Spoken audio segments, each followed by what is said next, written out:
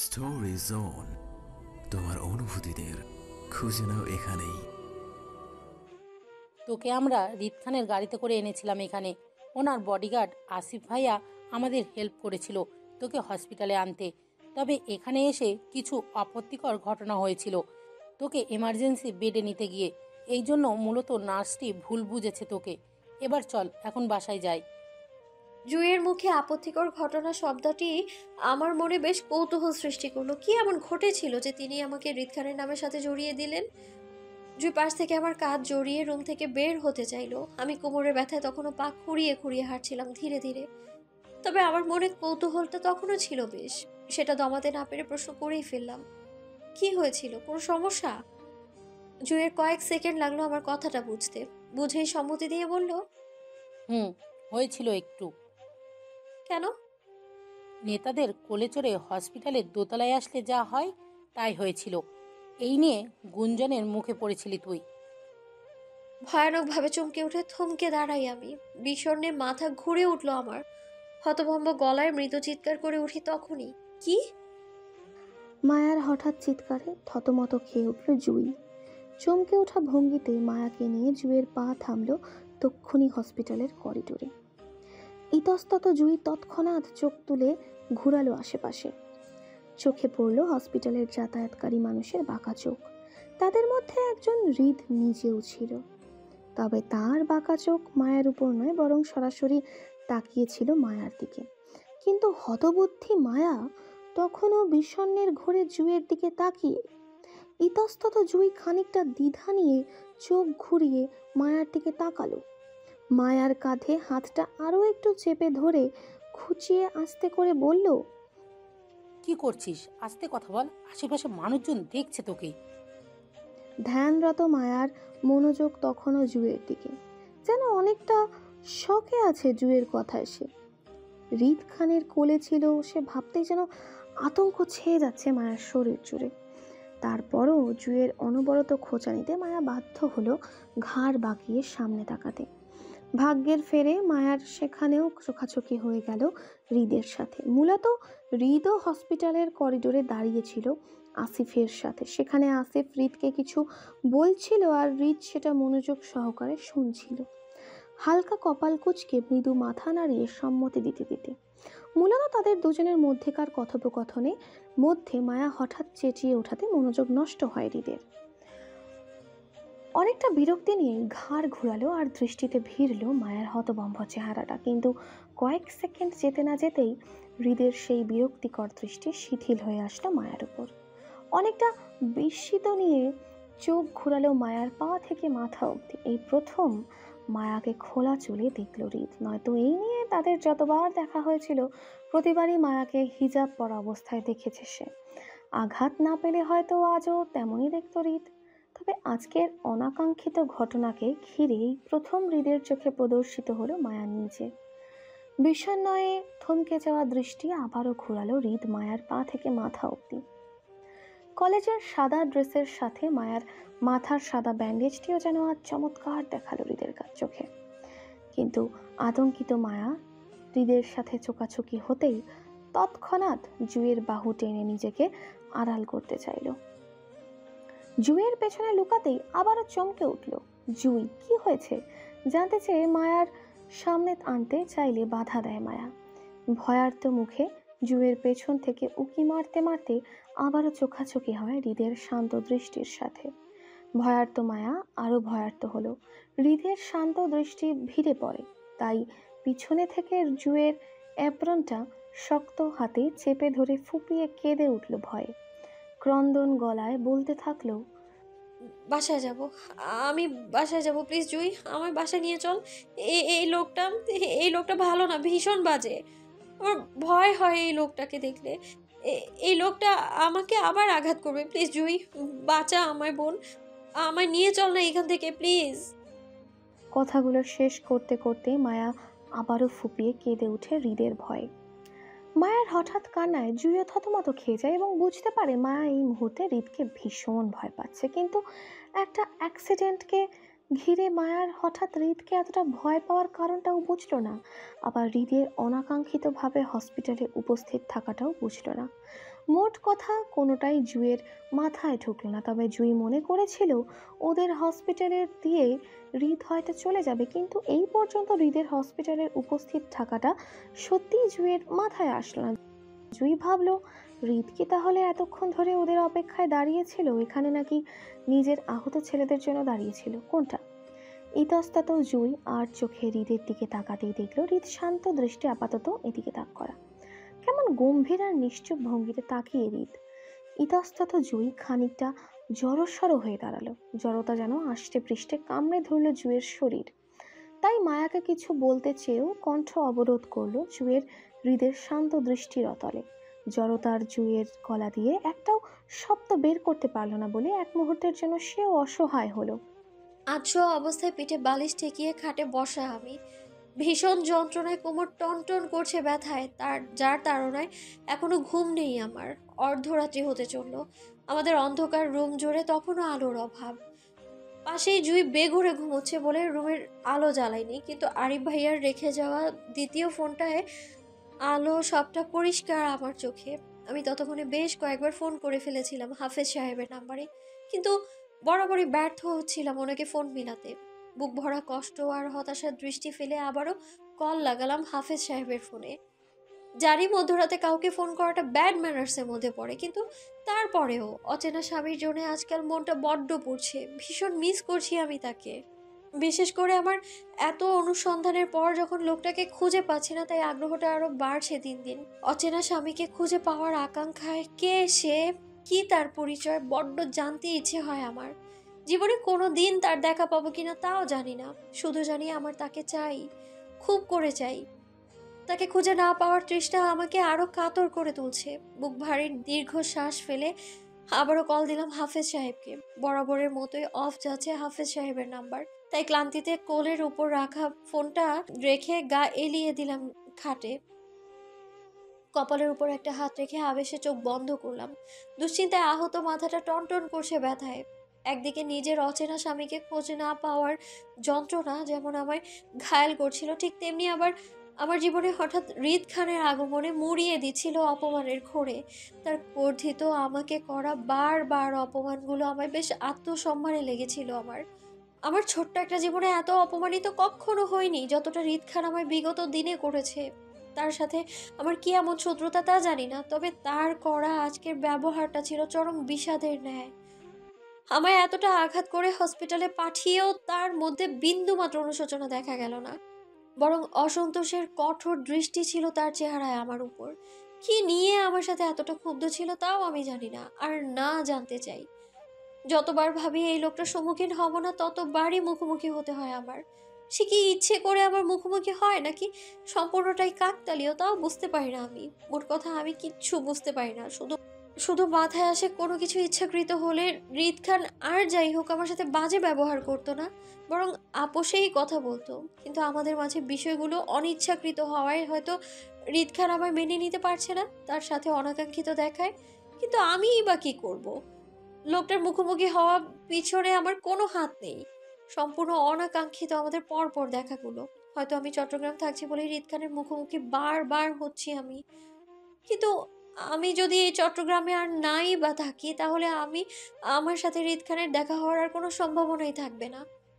তাই সিদ্ধান্ত নিলাম, এবার আপুর বিয়েতে বাসায় গেলে আর কখনো ফিরবো না চট্টগ্রাম। যে করেই হোক কেঁদে কুটে নিজের বাড়িতেই থেকে যাব। আর আরিফ ভাইয়াকে বলবো আমায় যেন চট্টগ্রাম থেকে ট্রান্সফার করে আশুগঞ্জের একটা কলেজে ভর্তি করিয়ে দেয়। তারপরেও এই চট্টগ্রামে আর নয়। বিষাদ মনে উঠে বসলাম কোলের ফোনটা হাতে নিয়ে। গুমড়ে ওঠা ফিলিংসে আর কিচ্ছু ভালো লাগছে না। দুপুরে হসপিটাল থেকে বাসায় ফিরে এই পর্যন্ত বিছানায় বসে আমি। কপালের ব্যান্ডেজ কাল ছাড়াতে হবে। আরিফ ভাইয়া বাসায় নেই, আমাদের বাড়িতে আশুগঞ্জ আছে আপুর বিয়ের জন্যে। সেখানেই নাকি আরো কয়েকদিন থাকবে, তার জন্য আপাতত আমি আর জুই একাই বাসার মধ্যে ছিলাম। তবে যাওয়ার আগে আরিফ ভাই আমাদের বাসার কাজের মহিলা স্বপ্না খালাকে বলেছে রাতে থাকতে। উনি ওনার 10 বছরের মেয়ে মারিয়ামকে নিয়ে আছে আমাদের সাথে। আমি এক পলক তাকালাম মেঝের দিকে। আবছা আলোয় দেখলাম স্বপ্না খালা আর মরিয়ম দুজনেই ঘুমিয়ে। আমি দীর্ঘ নিঃশ্বাস ফেলে হাতের ফোন নিয়ে খালি পায়ে খুঁড়িয়ে খুঁড়িয়ে গেলাম বারান্দায়। অন্ধকারময় আকাশটায় আজ চাঁদের দেখা নেই। চাঁদবিহীন আকাশের নিগার নিষ্ক্রিয় ঘুটঘুটে আধারের মেলা। আমি শূন্য দৃষ্টি আকাশে ফেলে আবারও ফোন মেলালাম হাফেজ সাহেবের ফোনে। জানি কলটা যাবে না, নাম্বারটা অফ বলবে, তারপরেও মনে ছটফটে কল দিতে থাকলাম হাফেজ সাহেবের নাম্বারে, যদি কোনো চমৎকার হয়ে যায় এই আশায়। কিন্তু আমার চমৎকার আকাশে আজ অন্ধকারের মেলা বলে এবারও বিফল হলাম আমি হাফেজ সাহেবকে কল মেলাতে। টানা 3 দিনের জ্বরে কলেজ কোচিং সবকিছুই বন্ধ করলো মায়ার। আহত মাথা ব্যান্ডেজটা ছাড়লো আরও একদিন আগে। আপাতত কাটা জায়গা মলম লাগিয়ে কলেজের জন্য রেডি হচ্ছে সে। আর কয়েকদিন বাদেই তো মায়ার বড় বোনের বিয়ে, অবশ্যই লম্বা ছুটিতে থাকবে ওরা। তাই এই মুহূর্তে কলেজ অফ করা মানেই নোটিশনামা আরিফের হাতে যাওয়া, যেটা মায়া আপাতত চাইছে না। এছাড়া অসুস্থতার ছাড়িয়ে এখন মায়া ঠিকঠাকই আছে। আরিফও আজ আশুগঞ্জ থেকে চট্টগ্রামে ফিরবে বিগত 4 দিন পর। এখন আরিফ বাসায় এসেই যদি মায়াকে অসুস্থ অবস্থায় বিছানায় পড়ে থাকতে দেখে, তাহলে প্রশ্ন করবে না মায়া অসুস্থ কেন, কি হয়েছে, এত ব্যথা কিভাবে পেল? তখন মায়া কি উত্তর দেবে? উত্তর কি আছে নাকি মায়ার কাছে? না, নেই তো। এই জন্যই তো মায়া পালিয়ে বাঁচতে চাইছে আরিফের থেকে। তাছাড়া একটা অনাকাঙ্ক্ষিত ঘটনাকে কেন্দ্র করে কী বা বলবে সে? রিদ খান নামক উগ্রবাদী লোকটা ইচ্ছাকৃতভাবে মায়াকে আঘাত করেছে এটা বলবে? আরিফ কি বিশ্বাস করবে মায়ার এই কথা? অবশ্যই করবে না, বরং উল্টো মায়াকে ধমকাবে আর বলবে হৃদের সাথে মায়ার কি এমন শত্রুতা চলছে যার জন্য হৃদ খানের মতো লোক নিজে মায়াকে জেনে বুঝে এতটা আঘাত করলো। এখন মায়া নিজেই জানে না হৃদ খানের সাথে আসলে মায়া কি নিয়ে এত শত্রুতা নেই। যেটা না জানে সেটা বলবে কিভাবে? মায়া তো শুধু জানে হৃদ খান শুরু থেকে মায়াকে পছন্দ করে না। তাদের দেখা হলেই শুধু অকারণে মায়াকে অপমান করে, বারবার করে, যার জন্য মায়ার খুব আত্মসম্মানে লাগে। এই জন্য মায়া হৃদ খানকে একদমই পছন্দ করে না। মায়ার অপছন্দের লিস্টে সর্বপ্রথম হৃদ খানই আছে। দীর্ঘ মনস্তাত্ত্বিক চিন্তার মধ্যেই ধীর হাতে মাথায় হিজাব বাঁধল মায়া। কলেজ ব্যাগে বই গুছিয়ে নিতে নিতে ততক্ষণে জুইও মায়ার টিফিন বক্স গুছিয়ে মায়াকে নিয়ে ছুটল সদর দরজা দিয়ে বাইরে। বাহির থেকে দরজায় তালা ঝুলিয়ে সিঁড়ি বেয়ে নামলো 4 তলা থেকে নিচে। রাস্তায় যেতে যেতে দুজনই নেমে ঘেমে একাকার। বিরক্তি চাপিয়ে রিকশার জন্য অপেক্ষা করলো অনেকক্ষণ, তারপরও একটা গাড়ির হদিশ পেল না। একটা সময় বিরক্তি নিয়েই বাধ্য হয়ে দুজন হাঁটা ধরলো কলেজের উদ্দেশ্যে। আজ অনেকটাই লেট হয়ে গেছে দুজনের। এর মধ্যে ক্লাস টাইম ওভার হতে চলল, তাই প্রথম ঘন্টা না পেলেও দ্বিতীয় ঘন্টা ধরা চাই। এদিকে টনটনে কোমরের ব্যথা নিয়েও মায়া পা ঘুরিয়ে পাক্কা 20 মিনিট হাঁটার পরও যখন কোনো গাড়ির দেখা পেল না, তখনই বিরক্তির কপাল কুঁচকায় জুই। অসুস্থ মায়াকে নিয়ে হাঁটতে ওরও সমস্যা হচ্ছিল বেশ। জুই হাঁটতে হাঁটতে বিরক্তিকর চোখে রাস্তার এপাশ ওপাশ 2 পাশে মাথা নাড়িয়ে দেখে নিয়ে তিক্ততা প্রকাশ করে বলল, বিপদের সময় একটা গাড়িও পাওয়া যায় না। অন্য সময় হলে আপা যাবেন আপা যাবেন বলে লাইন ধরে দাঁড়িয়ে থাকে, অথচ আজ দেখো একটা গাড়িওর খবর নাই। ধুর, ভালো লাগে না। জুয়ের কথায় ফুটপাত থেকে দৃষ্টি সরিয়ে জুয়ের উপর রাখল মায়া। কপালের ভ্রু জোড়া হালকা উঁচিয়ে আর চোখে বেশ কৌতূহল, বেশ আগ্রহ নিয়ে মায়া প্রশ্ন করে জুইকে, কি? মানে জানোস না? না। মজালো আমার সাথে? না। দেখ রিক্ত, মেজাজ খারাপ করবি না, এমনি রাগ উঠেছে। একটা গাড়িও পাচ্ছি না, তার উপরে আবার তোর কোমরে ব্যথা। আচ্ছা, তোর কি বেশি কষ্ট হচ্ছে হাঁটতে?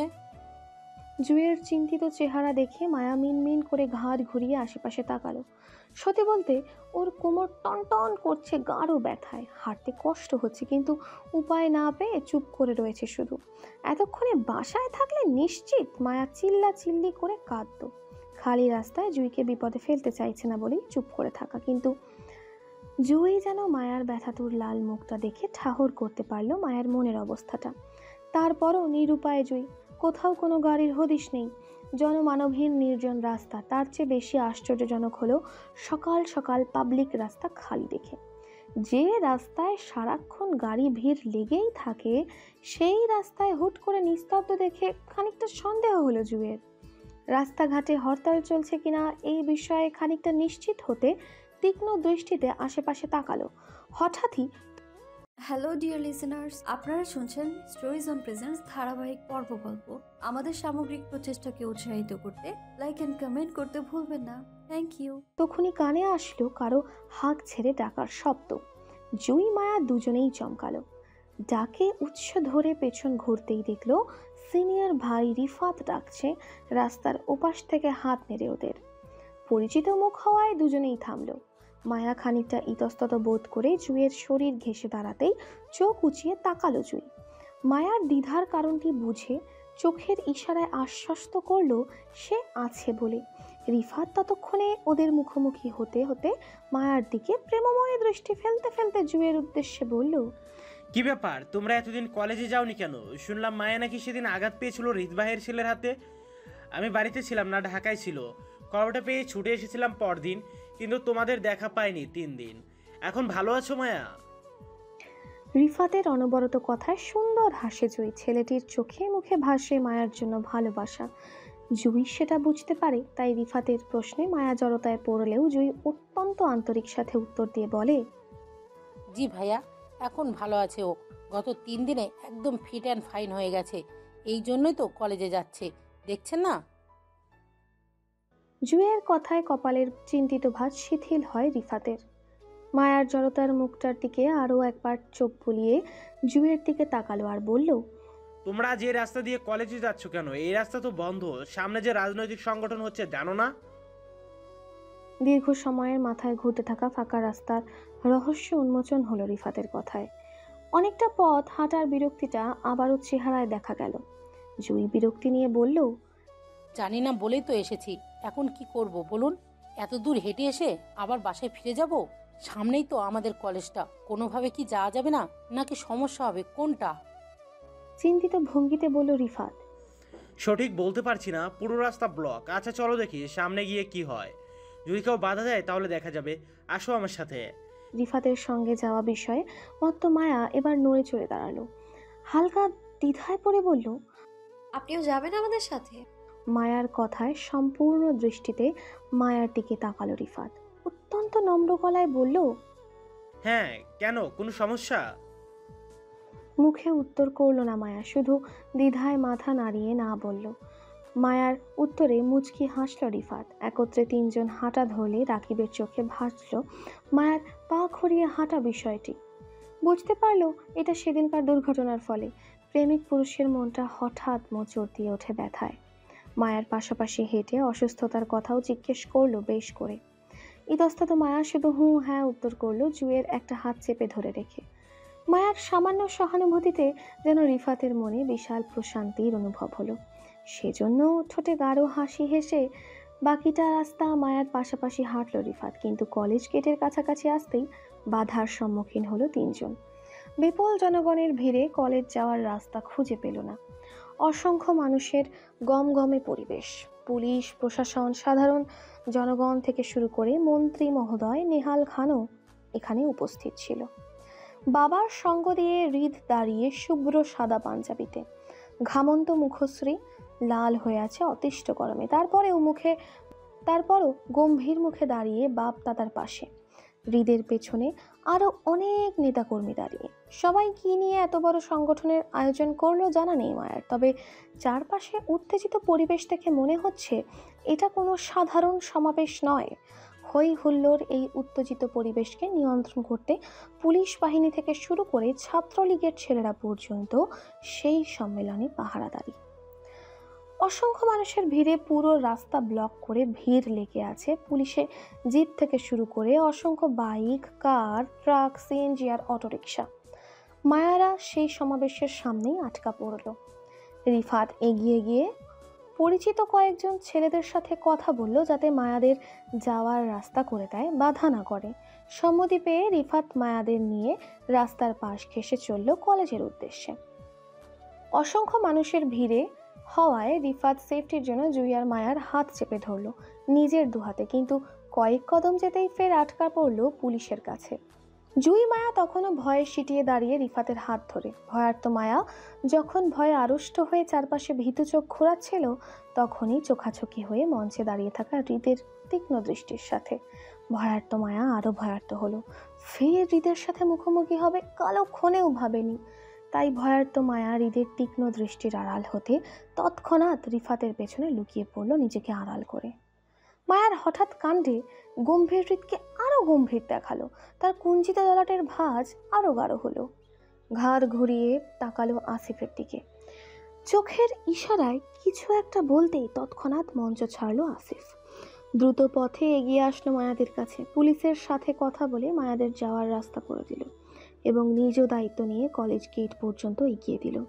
মায়া বা হৃদ কেউ আর কারো দিকে তাকালো না, যার যার মতোই রইল। কিন্তু যখন মায়া কলেজ গেট পার হয়ে ভেতরে প্রবেশ করলো তখনই পেছন ডাকলো আসিফ। মায়া পেছন ঘুরতেই অত্যন্ত বিনীত সহিত আসিফ একটা গোল প্যাকেট এগিয়ে দিতে দিতে বলল, এটা আপনার? মায়া বুঝলো না আসিফের কথার মানে, তাই প্যাকেটটার দিকে তাকিয়ে ফের আসিফের উদ্দেশ্যে শুধিয়ে বলল, আমার মানে? জি, ভাই পাঠিয়েছে এটা আপনাকে দিতে। হয়তো আপনার কিছু হবে, আমি চেক করিনি, আপনি পরে চেক করে নেবেন। এখন ধরুন। আসিফের সহজ সরল কথায় মায়ার ভীষণভাবে চমকায়। হৃদ খানের মতো মানুষ মায়াকে ভালো কিছু দেবে, এটা হতেই পারে না। মায়ার ধারণা আসিফের হাতে এই ছোট্ট খামের প্যাকেটটিতেও এমন কিছু আছে যেটা মায়াকে ফের অপমানিত করবে। মায়া আসিফের হাতের প্যাকেটটি নিল না, উল্টো কড়া গলায় নিষেধ করে পালিয়ে গেল কলেজে। আসিফ পেছন থেকে ডেকেছিল বেশ কয়েকবার, কিন্তু মায়া সাড়া দেয়নি। এজন্য ব্যর্থ হয়ে খামটি নিয়ে ফিরল হৃদের কাছে। আসিফ রয়ে শোয়ে সবটাই হৃদকে জানালো মায়ের নাহুচ করার বিষয়টি নিয়ে। মঞ্চে দাঁড়িয়ে থাকা গম্ভীর হৃদ তখনও কিছু বলল না, আর না তার ভাবমূর্তি পরিবর্তন হলো। শুধু গম্ভীর মুখর হৃদের চোয়াল শক্ত দেখালো তৎক্ষণাৎ। অতি রাগ চেপে রাখার প্রয়াসে তার গম্ভীর চোখ দুটো খানিকটা লাভাময় দেখালো। শক্ত চোয়ালে সামনে তাকাতে তাকাতে আসিফের উদ্দেশ্যে বলল, কিরে, তোর বেয়াদব ভাবির খোঁজ পেয়েছিস? না ভাই। হাফেজ সাহেবকে বলতো আমার সাথে দেখা করতে। জি ভাই। পরপর 3 দিন মায়ার সাথে হৃদের মুখোমুখি হতে হতেও হয়নি, কারণ ভয়ার্ত মায়া বরাবরই হৃদকে এড়িয়ে পালিয়ে গেছে। একদিক থেকে হৃদ আসলে অন্যদিক থেকে মায়া পালিয়ে বাঁচে। এমন না যে হৃদ মায়ার সাথে দেখা করতে আসতো, সে মূলত নিজের কাজেই আসতো, কিন্তু তারপরও মায়া পালিয়ে বাঁচত। হৃদের বিগত কয়েকদিন বাবার সঙ্গ দিয়ে চট্টগ্রামে থাকায় মায়ের মুখোমুখি বেশ কয়েকবারই হয়েছিল, কিন্তু প্রতিবারই হৃদের মায়াকে দেখার আগে মায়া পালিয়ে গেছে অন্যথায়, যাতে হৃদের চোখে না পড়ে। এজন্য মূল্যে দুজনের দেখা না হয়। তবে হৃদ যখন নিজের কাজে ঢাকা চলে আসে তখন মায়াও বড় বোনের বিয়ের জন্য বাড়িতে চলে যায়। দুজনের দেখা না হওয়ার পেছনে মায়ার যেন দিন দিব্যি যাচ্ছিল। বড় বোনের বিয়ের জন্য ধুমধাম কেনাকাটা করতে লাগলো, কিন্তু মাঝখান দিয়ে একদিন সকল বান্ধবী মিলে আবারও নরসিংদীর উদ্দেশ্যে গেল মায়ের অচেনা স্বামীকে খুঁজতে। ব্যর্থ হলো, কিন্তু বিপত্তি বাজলো সেখানেই। ঝামেলা মাঝে আরও ঝামেলা সৃষ্টি হলো। এলোমেলো জীবনের ডোর আরও অগোছালো হলো। ভুল বুঝির রেশ বাড়লো, ভয় কমলো না। হৃদ মায়া মুখোমুখি হওয়ার থেকে আরও দূরত্ব বাড়ল। হৃদের মুখোমুখিতে জড়সড় অবস্থায় বসে হাফেজ সাহেব। হৃদ খানের মতো মানুষের বারবার মুখোমুখি হওয়া চারটিখানি কথা নয়। যেখানে উনি নিজে অপরাধী সেখানে ওনার ভয়টাও বেশি। এই মুহূর্তে হাফেজ সাহেব তাই পাচ্ছে। ক্ষমতাহীন দাপটের লোক হৃদ খান, নামে দামে পরিচয় বেশ প্রভাবশালী সে। এমন লোকের সাথে ওনার মতো সাধারণ মানুষের টক্কর নেওয়াটা কতটা অন্যায় হয়েছে সেটা তিনি বিগত মাস ধরে হাড়ে হাড়ে টের পাচ্ছেন। তাছাড়া প্রথমবার যখন তিনি হৃদ খানের মুখোমুখি হয়েছিল তখন বেশ অপদস্থ হয়েছিল ওনাদের করা কর্মের জন্য। এরপর থেকে হাফেজ সাহেবের প্রতিটা দিনই ভয় কাটে, এই ভেবে না জানি আবার কবে হামলে পড়ে হৃদ খান নামক আতঙ্ক। হাফেজ সাহেব বুঝতে পারছেন 1.5 বছর আগে সেদিন রাতে ওনারা ভুল করেছিল হৃদ খানের বিয়ে ওই অপরিচিত মেয়েটির সাথে দিয়ে। কিন্তু ওনার বাবাও বা কি করতো? দুজনের অবস্থায় এমন ছিল যে কেউ দুজনকে একসঙ্গে ওই অবস্থায় দেখলে ভাবতো তারা দুজন নষ্টামি করতে গিয়ে পুলিশের হাতে ধরা খেয়ে পালিয়েছে আহত হয়ে। যেমন ভুলের জন্য হাফেজ সাহেবের বাবা বিয়ে দিয়েছিল দুজনে। তিনি মনে করেছিল অপরিচিত মেয়েটি হৃদ খানের গার্লফ্রেন্ড হয়তো, কিন্তু কে জানতো তারা কেউ পূর্ব পরিচিত নয়। ওনাদের ভুলের জন্য আজ উনি বেশ অনুতপ্ত। হৃদের কাছে বেশ কয়েকবার মাফ চেয়েছিল এই নিয়ে, কিন্তু হৃদ মাফ করেনি, বরং উল্টো উনাকে হুমকি স্বরূপ বলেছে তার বউ চাই। হয় রিদ খানের বউ খুঁজে এনে দিতে হবে, না হয় হাফেজ সাহেবের রক্ষা ততক্ষণ হবে না যতক্ষণ পর্যন্ত রিদ খান তার বউকে খুঁজে পাচ্ছে। চক্রের ভেড়া জালে ফেসে গেছেন তিনি। ভালো করতে গিয়ে উল্টা খারাপ হলো। এবার রিদ খানের বউকে কোথায় খুঁজবে কে জানে। নাম ঠিকানা কিছুই জানা নেই ওনার মেয়েটির। তারপর আবার ওই রাতের দেখা একটু করে মেয়েটির চেহারাটাও ভুলে গেছেন তিনি। অসহায় হাফেজ সাহেবের শেষ রক্ষা আর হচ্ছে না রিদ খানের হাত থেকে। যে মেয়ে বিয়ে করেই অসুস্থ স্বামীকে রেখে পালিয়ে যায়, সে মেয়ে আর যাই হোক না কেন কখনো রিদ খানের কাছে স্বেচ্ছায় ধরা দেবে না, এতটা নিশ্চিত। এবার অপরিচিত মেয়েটি যদি স্বেচ্ছায় স্বামীর খোঁজ না করে তাহলে তাকে পাওয়া নিশ্চিত। এমন হলে তো রিদ খান তার বউকে ইহকালেও খুঁজে পাবে না, আর না ওনার শেষ রক্ষা হবে। অসহায় হাফেজ সাহেব ভেতর মুচড়ে উঠে এলোমেলো চিন্তার ভয়ে। হৃদের ভয়ানক হুমকিতে আতঙ্কে আছেন উনি। কি করে রিদ খানের লুকায়িত বউকে খুঁজে বের করা যায় সেই চিন্তায় চিন্তায় বিগত মাস ধরে বাসায় যায় না, বাড়িতেও ঠিকঠাক ফোন করে কথা বলে না। রাজশাহী থাকছে নিজের আমবাগানে। এমনকি হাফেজ সাহেবের ফোনটাও চুরি হয়ে গেছে হৃদের বাসার আসার প্রথম দিনই। কিন্তু চিন্তায় চিন্তায় এখনও নিজের জন্য একটা ফোন কেনা হয়নি ওনার, আর না রেজিস্টার করা সিমটা উঠানো হয়েছে। অফিসের ফোন দিয়েই একটু আধটু কথা বলে বাসায় ব্যাস এইটুকুই। কিন্তু এখন আবার কেন রিদ খান দ্বিতীয়বারের মতো ওনাকে ডেকেছেন সেটাও উনি বুঝতে পারছেন, আর সেজন্যই উনি এতটা ভয়ে আছেন। এই নিয়ে যদি রিদ খান নিজের বউকে খুঁজে পাওয়ার কথা জানতে চায় ওনার কাছে, তাহলে উনি কি উত্তর দেবে? কোথায় থেকে খুঁজে আনবে রিদ খানের লুকায়িত বউকে? এমন পরিচয়হীন বউকে খুঁজে পাওয়া আদৌ সম্ভব কারো পক্ষে? ভীষণ বাজেভাবে ফেসে গেছেন হাফেজ সাহেব। সেই চিন্তায় এসির নিচে বসেও ঘাম ঝরছে কার্নিশ বেয়ে। হৃদ ওনার সামনেই বসে বেশ শান্ত আর গম্ভীর। হাফেজ সাহেবকে ঘামতে দেখে সোজা হয়ে বসলো। টি টেবিলের উপর কফির মগটা হালকা হাতে হাফেজ সাহেবের দিকে এগিয়ে দিতে দিতে বলল, রিল্যাক্স হাফেজ সাহেব, ভয় পাচ্ছেন কেন? আমি কিছু করছি? করি নাই তো। আপাতত আপনাকে কিছুর করার ইচ্ছাও আমার নাই। তবে আমার বউরে যদি খুঁজে না পাই চান্দু, তাইলে অবশ্যই করব, রক্ষা নাই। নিন এবার কফিটা খান আর মনোযোগ দিয়ে আমার কথাটা শুনুন। কিছু প্রশ্ন করব, একদম ক্লিয়ার কাট উত্তর দিবেন, হ্যাঁ? তারপর কপাল ভালো হলে সুস্থ সবল বাসায় ফিরবেন, আর নয়তো আপনি আর আপনার ভাগ্যে যা আছে তাই। হৃদের হেয়ালি কথায় হাফেজ সাহেবের ভয়টা আরও জোরালো হলো। এমন ভয়ানক হুমকিতে উনার গায়ের পশম কাটা দিয়ে উঠল। জড়সড় অবস্থায় বসে থেকেও মৃদু কম্পন দেখা গেল ওনার পায়ে। শুকনো গলা হা হা করে করল তৃষ্ণার তুপে তৎক্ষণাৎ। তিনি ঠোঁট নাড়িয়ে কিছু বলতে গিয়েও গলা চেপে আসলো অদৃশ্য ভয়ে। হৃদ হাত বাড়িয়ে কফির মগটা এগিয়ে দিয়ে পুনরায় গা এলিয়ে সোফায় বসতে বসতে হাফেজ সাহেবের কাছে মনের দুঃখ প্রকাশ করার মতো হতাশ গলায় বলে, বুঝলেন হাফেজ সাহেব, বেয়াদব বউয়ের চক্রে ফেসে গেছি আমি। না তাকে হাতে পাচ্ছি আর না শান্তিতে থাকতে পারছি, এমনকি শান্তিতে ঘুমাতে পারছি না। প্রচুর ডিস্টার্ব করছে আমার স্বপ্নে। আচ্ছা আপনি বলুন, এমন ডিস্টার্বের বউ কি কারো হয়? আপনার বউ কি আপনাকে ডিস্টার্ব করে? মানে আমার বউয়ের মতো আপনার বউও কি বেয়াদব মহিলা? হৃদের হতাশায় বিস্মিত হাফেজ সাহেব। শক্তপোক্ত হৃদ খানও যে কারোর জন্য এতটা ছটফট করতে পারে সেটা তিনি আজ নিজের চোখে দেখল। এ তো হুলস্থুলো করে কেন হৃদ খানের বউকে চায় এবার তিনি বুঝতে পারছেন।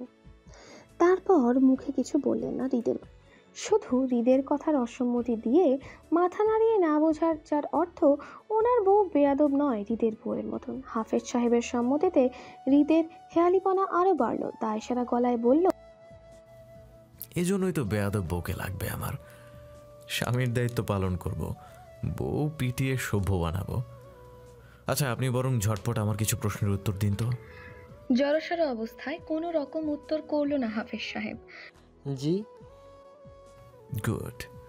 তো সোজা কথায় আসি, আপনারা যে মেয়েটির সাথে আমার বিয়ে দিয়েছিলেন, মানে আমার বউ, তার কাছে কি কোনো রকম ফোন দেখেছিলেন সেদিন রাতে, বা কারো নাম শুনেছেন মেয়েটির মুখে? হ্যালো ডিয়ার লিসেনার্স, আপনারা শুনছেন স্টোরিজ অন প্রেজেন্স ধারাবাহিক পর্ব গল্প। আমাদের সামগ্রিক প্রচেষ্টাকে উৎসাহিত করতে লাইক অ্যান্ড কমেন্ট করতে ভুলবেন না। Thank you.